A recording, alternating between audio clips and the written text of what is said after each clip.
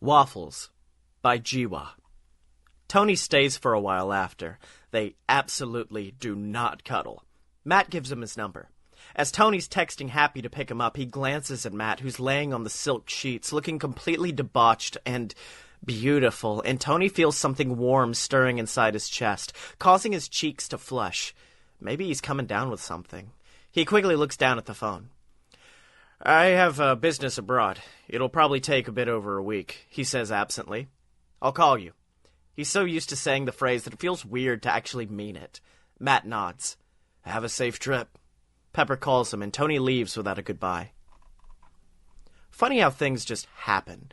Tony's held captive by terrorists and tortured into fake submission until he promises to build them weapons of mass destruction. He wonders if he'll ever see Pepper again, or Happy, but most of all, he thinks about Matt Murdock. Tony promised to call him. It's been 3 months. As Tony walks the desert and feels his body might never feel cool again, the only thing keeping him standing is the thought that he wants to call Matt Murdock and let him know Tony is in fact not avoiding him, but has been kidnapped by terrorists. He knows it's ridiculous and knows that he should be more scared for his life. He is. But that solitary thought keeps him going until Rhodey arrives on his chopper like a white knight. White. Tony might be just a little bit delirious as they catch up to him and airlift him to the nearest hospital. When he comes to, the first thing he notices is Rhodey handing him a cell phone. "Huh?"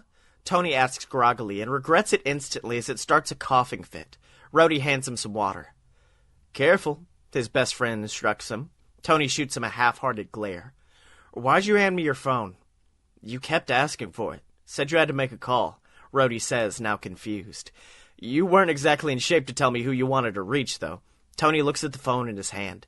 He's already dialed the number, long ago memorized. His thumb hovers over the call button when he realizes he can't in fact tell Matt the truth, because the moment he lands on U.S. soil, the press will be all over Tony Stark and his kidnapping.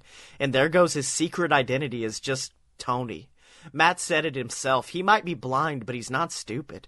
Tony's fingers itch, so he throws the damn phone away. It hits the wall with a loud crack, shattering into pieces. "Tony," Rhodey says. His voice is doing that thing again, like it does when Jarvis snitches on him and tells Rhodey Tony's been in his lab for 2 weeks without eating. Tony glances at the pieces and shrugs. "I'll build you a better one." Rhodey isn't impressed. Funny how things just happen. While trying to work out things between Stark Industries, Obadiah, and building Mark II, Tony manages to think surprisingly little about the phone number etched into his memory. Then he's at the press conference, throwing away the speech meant to protect his identity, and decides he doesn't really give a fuck anymore. Secret identities are so 50s anyway. "I am Iron Man." That's the moment he decided he should tell Matt the truth. He ditches the press and takes Happy's car, leaving behind a very angry Pepper and one equally baffled agent of S.H.I.E.L.D. On the way, he figures he should probably call ahead, as it's improbable Matt will be at his apartment in the middle of the day. Then he has a better idea. "Jarvis, buddy," he says, "give me the whereabouts of one Matt Murdock." Jarvis is silent, but only for a moment. "Certainly, sir." Tony's pretty sure he detects a certain smugness in the AI's voice, as impossible as it should be. Jarvis informs him that Matt has just opened his own law firm, Nelson and Murdock, attorneys at law. Tony hesitates only for a moment before driving to Hell's Kitchen, parking a couple of blocks away and donning his sunglasses in an effort not to be recognized, which he thinks back was a futile move since his face has just been plastered all over the news in the past few hours. Tony manages to enter the building with only a few people at his heels and fortunately no paparazzi. Most of them stop at the door, probably realizing they're not big enough fans to follow someone inside a building, no matter how famous. He reads at the sign next to the door to make sure he's got the right office and doesn't bother knocking. There's a woman and a man drinking coffee and chatting in front of a desk. The woman has a slim figure and strawberry blonde hair. According to Jarvis, she's the office secretary, Karen Page. The round-faced man with the dark blonde hair is easily identified as Franklin Foggy Nelson. They both freeze in place as Tony walks in. He closes the door and takes off his glasses, causing Nelson to spray his coffee all over the room in surprise. Tony raises an eyebrow and turns towards the woman. "I'm looking for Matt Murdock." Paige looks like she can't decide if she should be excited or scared. "Do you have an appointment?" she asks, and her voice shakes only a little. "That's Tony Stark," Nelson whispers, shouts, incredulous. "Don't you think I would have mentioned it if Tony Stark had an appointment with us?"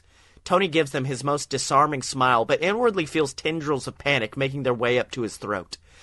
This is kind of a surprise visit. Matt is out right now, Mr. Stark.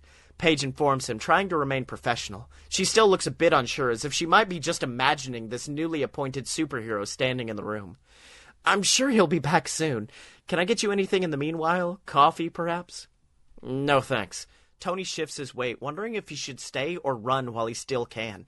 He honestly has no idea what kind of reaction he would expect from Matt. He glances at the coffee maker in the corner of the room and his nose scrunches up in disgust. He's seen one of those before. They're shoddy and make horrible coffee. That reminds him, he should totally build a coffee maker. Tony glances at Nelson, whose expression is flickering between admiration and annoyance, and then at Paige, who seems to be furiously writing a text message, and then makes a hasty decision.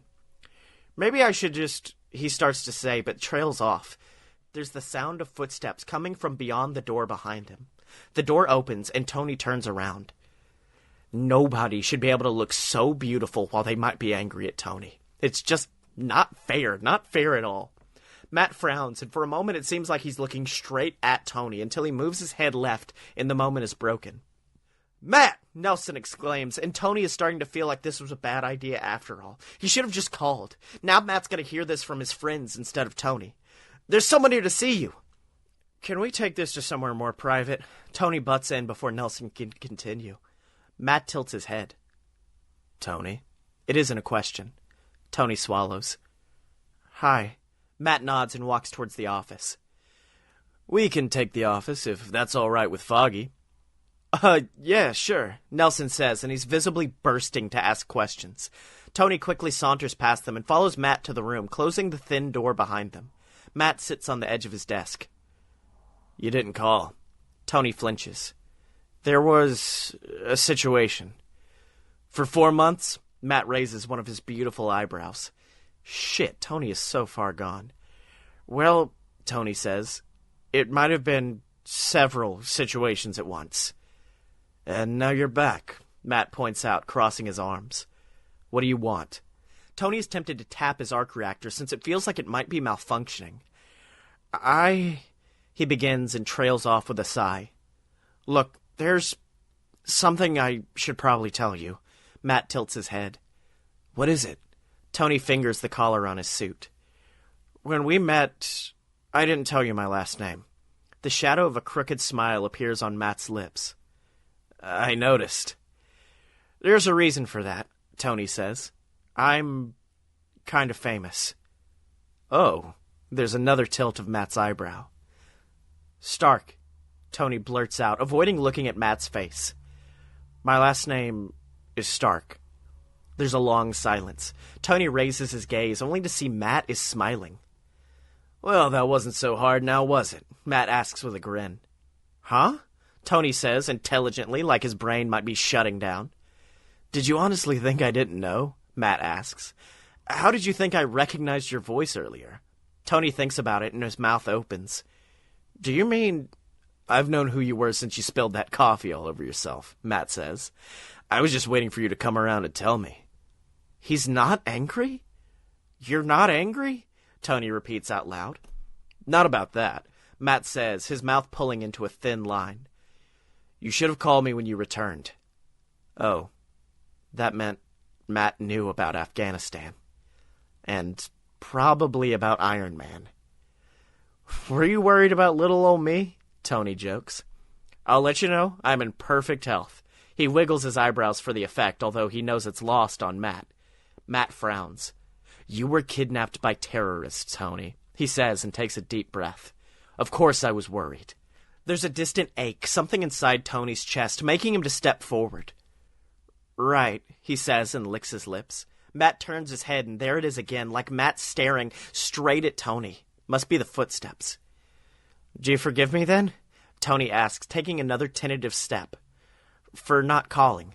Matt ducks his head, and his hair falls, partly covering his forehead. Maybe, he says, the corner of his mouth curving into a smirk. Maybe? Tony grins, taking one last step to close the distance between them. Maybe I should make it up to you somehow. I like waffles for breakfast. Tony freezes in place, inches from Matt's face. Huh? I like waffles. For breakfast. Matt repeats, his grin widening. Tony tilts his head. For breakfast?